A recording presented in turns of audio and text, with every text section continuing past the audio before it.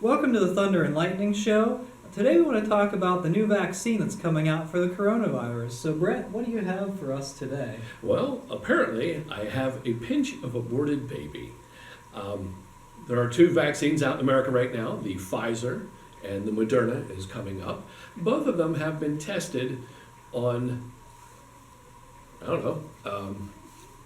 the cell lines of a child that was aborted.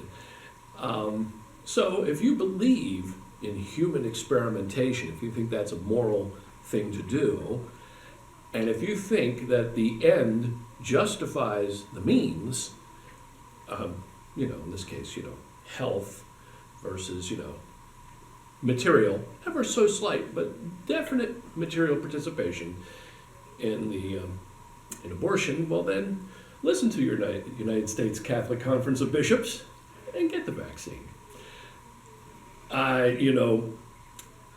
There's a cardinal of the church, there are bishops of the church, Schneider and Lenga, who say, no, you shouldn't get this. I'm going with them. This is not new in Catholic history. Why do I say a pinch of aborted baby? Because it was just a pinch of incense offered to Caesar. It was all you had to do to make all the unpleasantness with the Roman authorities go away. And that's what some people did and some people didn't. The people who didn't that we know about, we call saints and martyrs. The people who did, we call them the rest of us. Or heretics. Yeah, well, there was a big argument about that with the Donatist heresy. But think of it as your chance to go to heaven. Refusing the vaccine, going to heaven. Now, there is a whole theology of double effect. If not getting the vaccine would be worse morally than skipping the vaccine, even though that's participation in evil. So you have to do the least amount of evil possible to you. And considering this is a dread disease with a 99% survival rate, I don't think that this rises to the level of seriousness needed to participate in abortion. But that's just one man's opinion.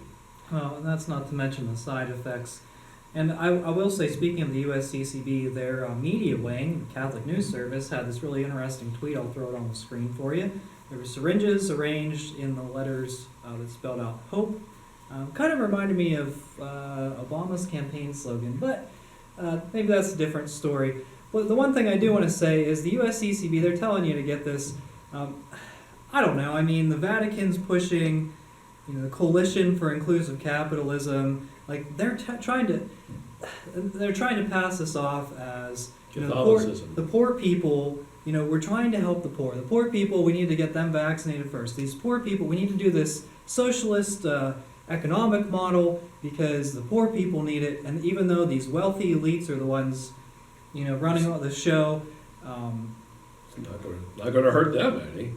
No, not at all. And I think, speaking of the wealthy elites, these drug companies, they don't care about you. I mean, sorry to break the news, but if few people die, who cares? They're making their profits. And they're insulated. They cannot be sued because it's been such a dread disease. And I don't mean to make light of it. We were all cowering in fear in March. And since then, things have borne out differently than what we had feared. But we didn't realize that, that the American bishops and the Vatican were going to go all in on the virus, the blessed and eternal virus, that it was never going to go away. Oh, by the way, when you take the vaccine, you're still going to have to wear the mask. You're still going to have to socially distance. You're still not going to be allowed to congregate. And you still might get the coronavirus. So good luck with it. Unless, of course, you die of a side effect. Which will be counted as a COVID death anyway. But right, will be a COVID death. So, good luck to all of us, is what I say. All right, and we're going to continue to speak out against this because we are the laity. And we will not be silent.